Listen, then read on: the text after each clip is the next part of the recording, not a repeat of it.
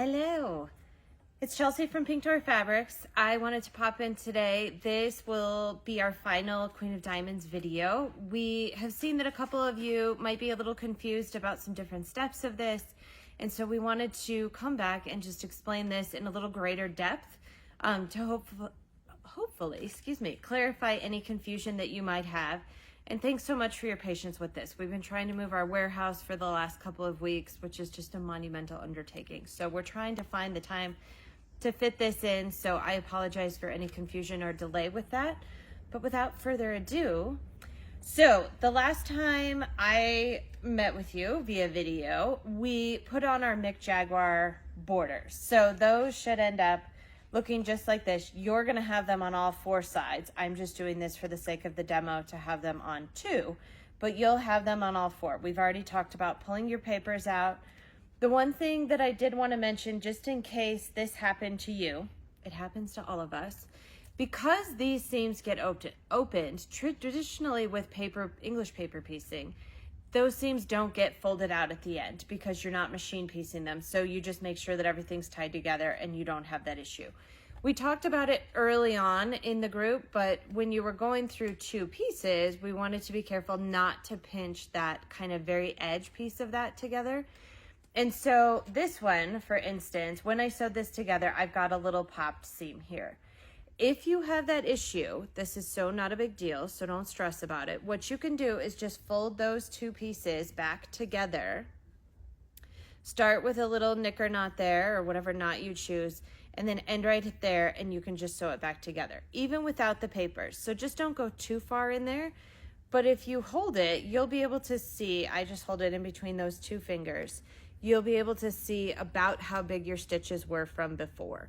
So the other thing is that obviously you didn't sew all the way to the edge because this is the edge that you've pulled those papers out of.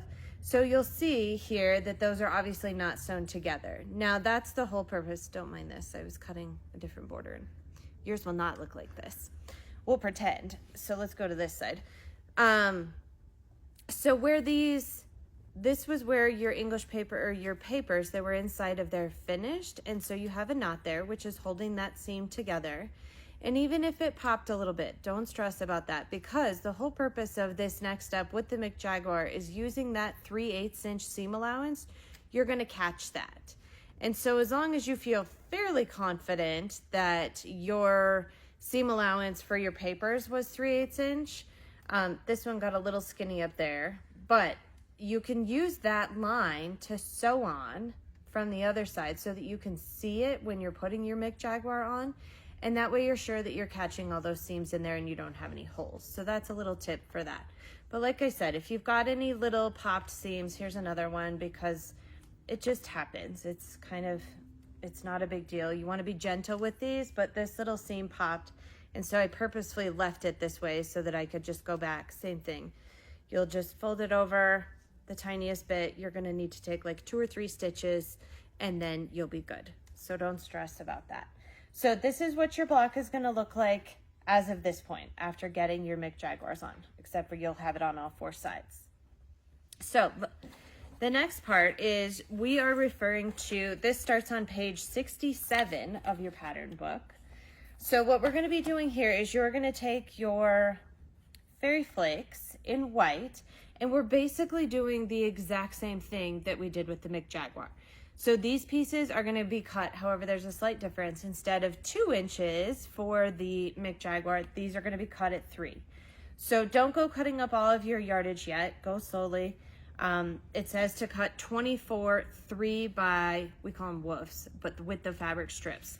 So you're going to have those, and then you're going to subcut those into 22-inch strips so that you have them about this long.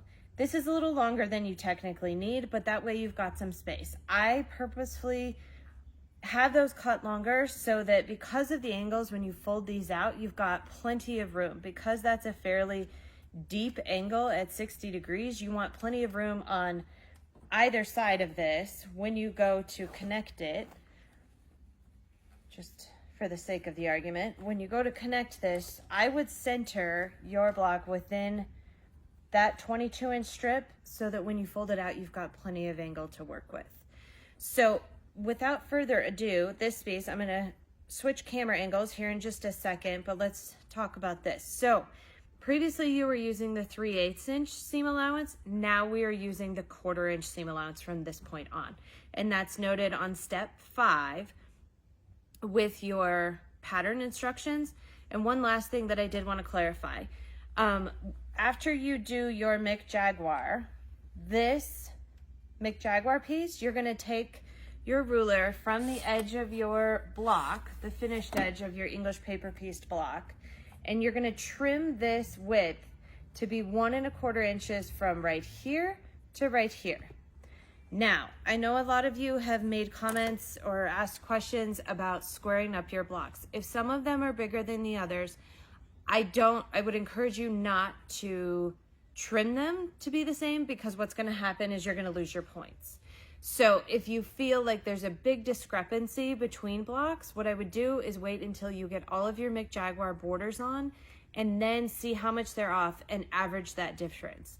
You're gonna notice any difference in Mick Jaguar sashing way less than you are diamonds. So this is sort of the equalizer, that if you need to average those out, you can.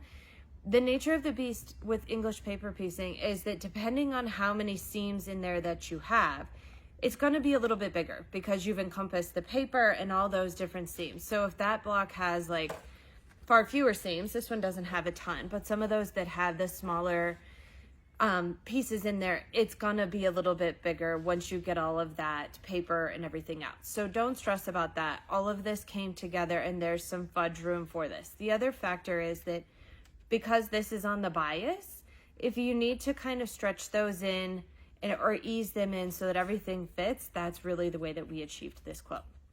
So now that you've got your 3 by 22 inch strips, I am going to switch to an overhead view. Basically what we're going to do is take these and pin them, same thing like we talked about, in the middle, just so that you can see about how much I've got hanging over here. We're gonna pin this approximately in the middle of our fairy flake stripe. Do be careful, just an FYI, this, because it's white on white, it's difficult to tell which is the right side and the wrong side. I don't want you to sew on the wrong side of that. So making these right sides together, you can tell the difference, especially with this, is that the white ink on the right side of your fabric is gonna be raised just a little bit, and it feels, whereas on the back side, you can't feel that ink. So that's how you can tell the right side versus the wrong side on that. So I'm gonna switch to the overhead and sew this piece on, and then we'll go to the next step. Okay, so now we have our fairy flake pinned over our Mick Jaguar. Like I said, we're gonna wanna kind of center the Mick Jaguar. I've got a long tail here and a long tail up here. And so this is gonna be your 1/4 inch sewing. And you're just gonna go all the way down that seam, 1/4 inch seam.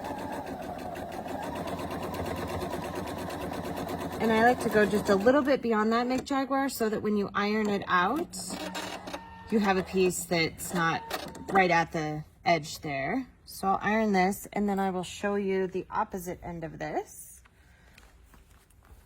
Okay, so iron this guy out.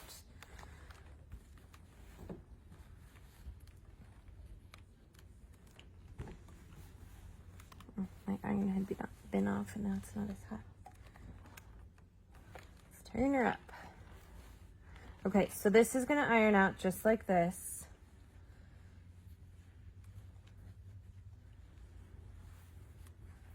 That seam doesn't want to lay down. There you go.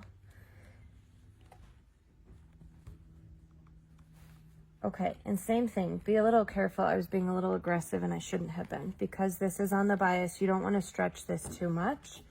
So see, this is why I go out beyond there just a little bit, so that you've got the seam right up to that edge and it just creates kind of that fold line for where you need to iron away from.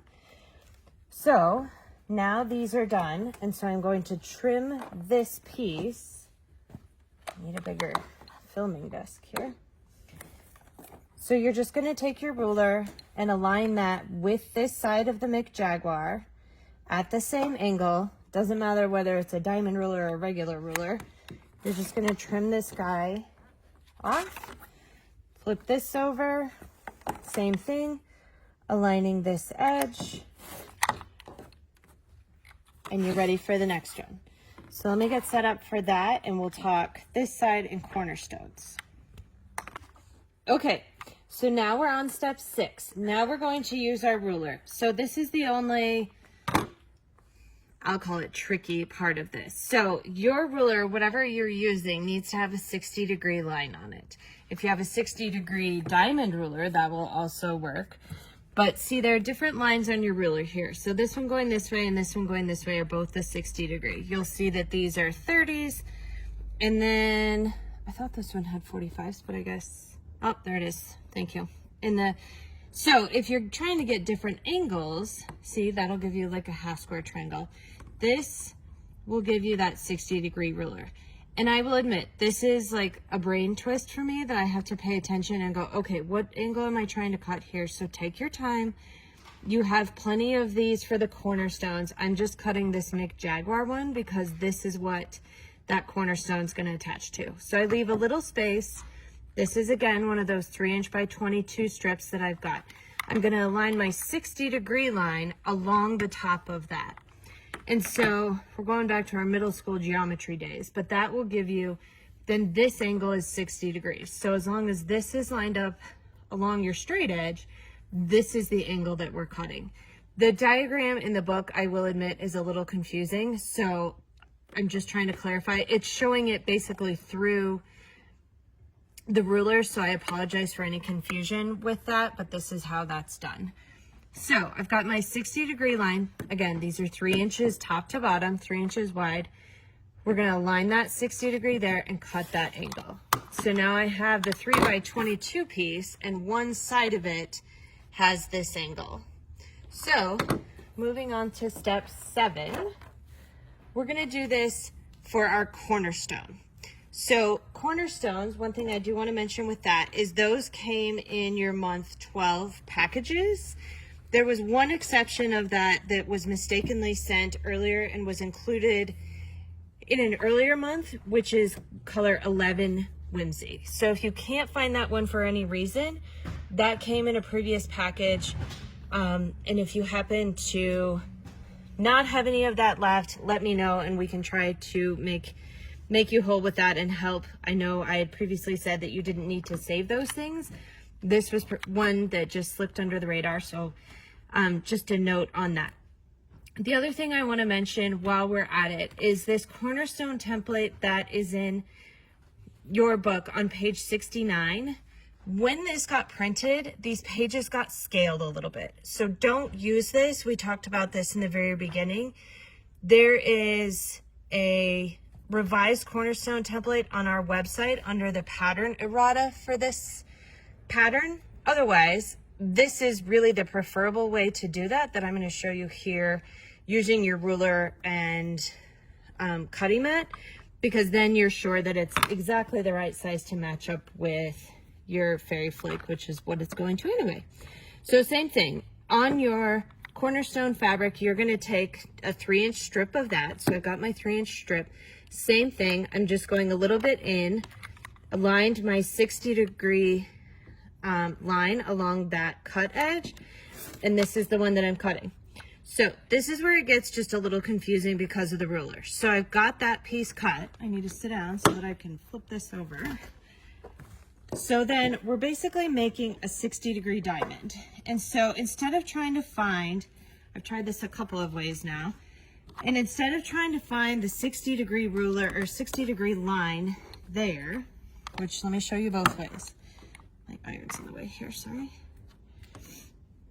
Is you can just align your, let me get that out of the way, 60-degree line from that ruler on this. Oops, I don't want to knock the ruler, or knock the iron off.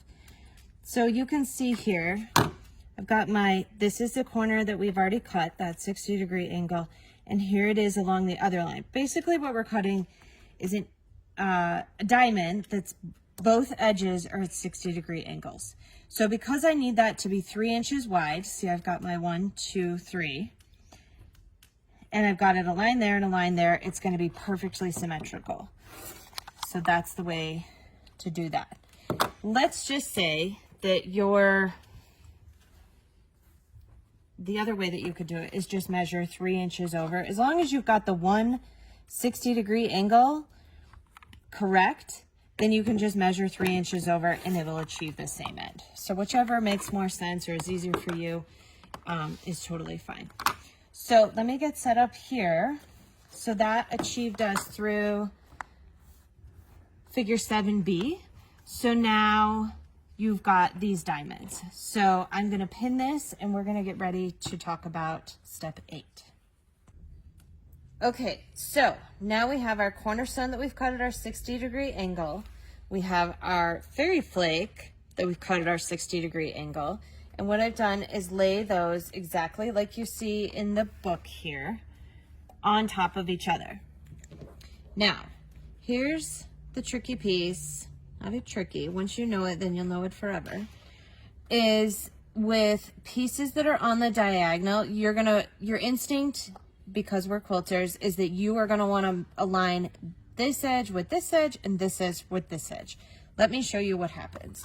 So if you do that, it's not going to work because I can't give you the exact geometrical or geometry reason why, but let's just pretend like that's where our seam allowance is because we're sewing at 1/4 inch. What's going to happen is it's going to be off.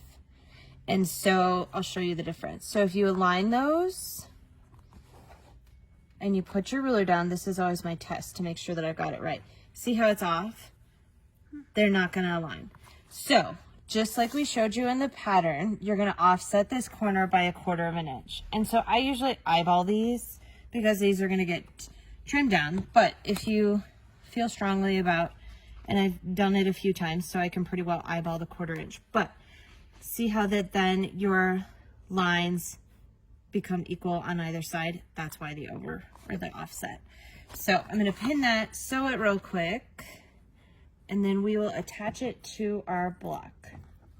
So same thing, I like to over sew this by just a little bit, so that you've got kind of a fold and an iron line to deal with, so that that little guy doesn't get stuck up under there.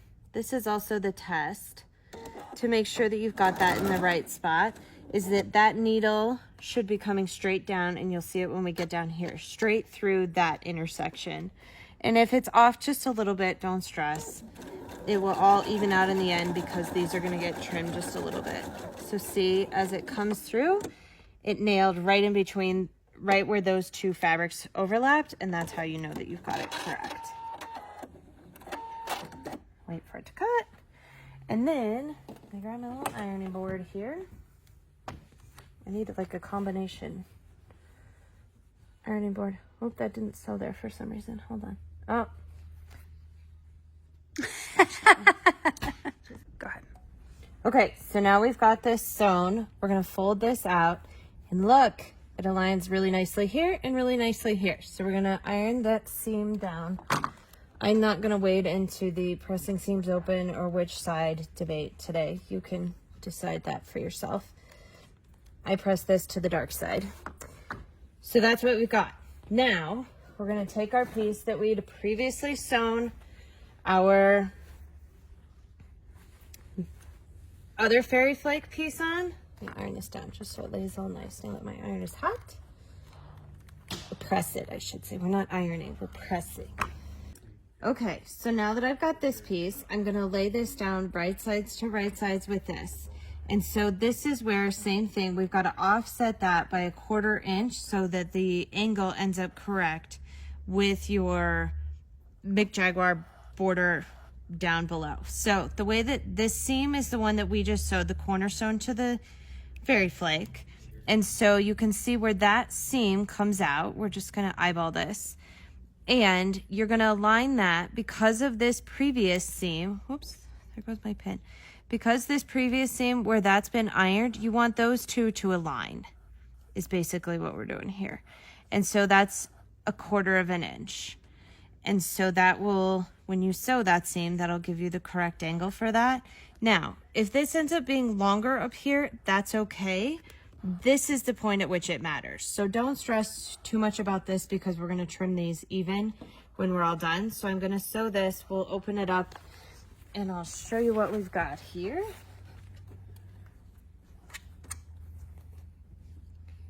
Okay, so I'm gonna make sure that these are all lined underneath because I can't see that piece underneath. Same thing, just sewing right on down. Now I leave this pin in until I'm just about ready to go over it so that I can hold that seam from the top to the bottom and it won't shift on me. So then I just go right over that, pull the other pins. And again, this is with your 1/4 inch seam all the way down. And it likes to fishtail at the end just a little bit, so hold on to it so that it doesn't. Same thing, go a little bit over so that you've got an ironing line to deal with. And coming back here, let me move these out of the way so they don't roll away. Okay, so now I've got this, we're ready to iron it open. Oh yeah, we're super close there. It's off by just a tiny, tiny bit. I'm not worried about it.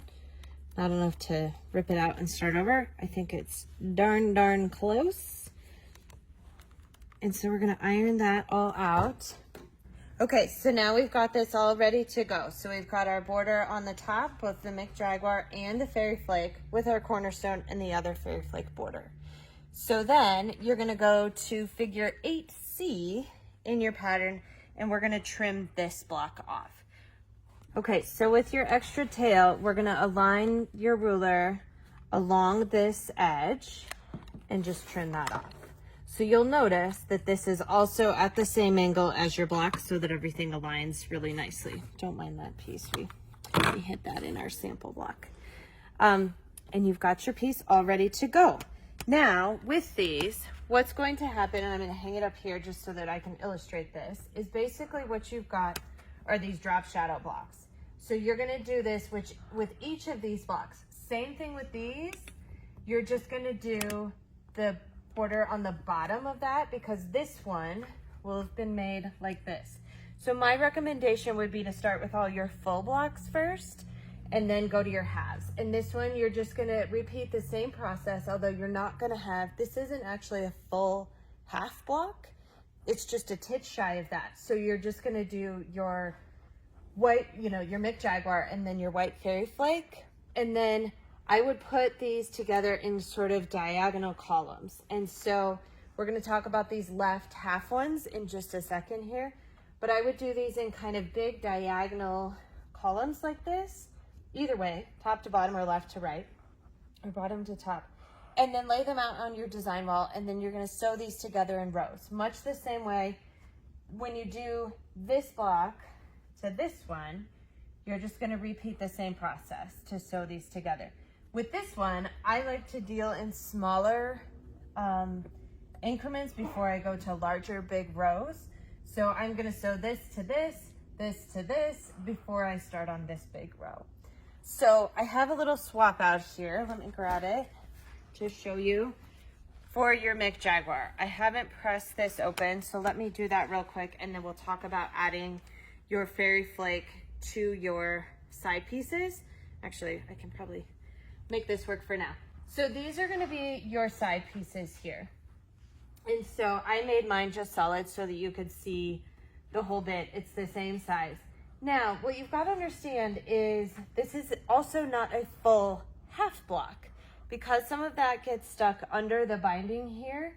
You can see where that seam goes under that binding. So I can understand where it would be tempting to trim those or make those. I would leave those completely full until the very end of this quilt. So just to clear up any confusion, and let's clarify this left side. The left side is just a little bit different than the right side because our drop shadows kind of go down into the right. Here, you're doing the same thing. This one's gonna go, you're gonna put the top one on and it's gonna go down into the right. Now, where it gets a little confusing is that there's an extra cornerstone here. So what I would do is I would do this top one as a single, this middle one as a single, same thing, just drop shadow here. And we'll talk about these in just a second. Same thing for the third. So when you get to these, when you've got this piece and this piece, I would lay those down, and then you can figure out exactly where this piece needs to go. You're going to take one of the cornerstones for each of these. It doesn't matter whether you want to attach it to this piece or to this piece. You're just going to do one of them. And then that way it gives you this new column. It's just going to go much in the same line. So when you're sewing that, like I said, same thing. You're just going to leave this flopping out into the distance. It's going to look really weird right now. Don't worry about it. It's going to get trimmed off later. So when you press this all flat and nice and everything, you'll have that cornerstone. So that only happens in 2 places on that left side. This one ended up somewhere up there. We don't care where that is. And so you're going to have this one kind of going through the second row, and then one here. So as long as you just, same thing, attach that the same way that you did these, it's no different than that, then you should be just fine. But like I said, leave that hanging off the end until you measure and get everything squared up. One other thing I did want to mention. So in case there's any confusion, we wrote this pattern to extend beyond just this particular block of the month. And so in your pattern, you'll see that it calls out for 3/4 of a yard of binding. That was assuming that you were going to do a bias binding, and so you need that extra yardage. Because we use this lazy stripe, it's already designed to look like it's on the bias. And so because of that, you only need a 1/2 yard of that. So there's not a discrepancy. You didn't pay for an extra 1/4 yard that hasn't been received. This quilt only requires, with this particular binding, only requires the 1/2 yard. So just wanted to clear up any confusion with that. So you should be well on your way. I'm happy to answer any questions you might have if you want to leave a comment, and we can kind of troubleshoot any issues you might come across. But thank you again for joining us for this, and I appreciate it.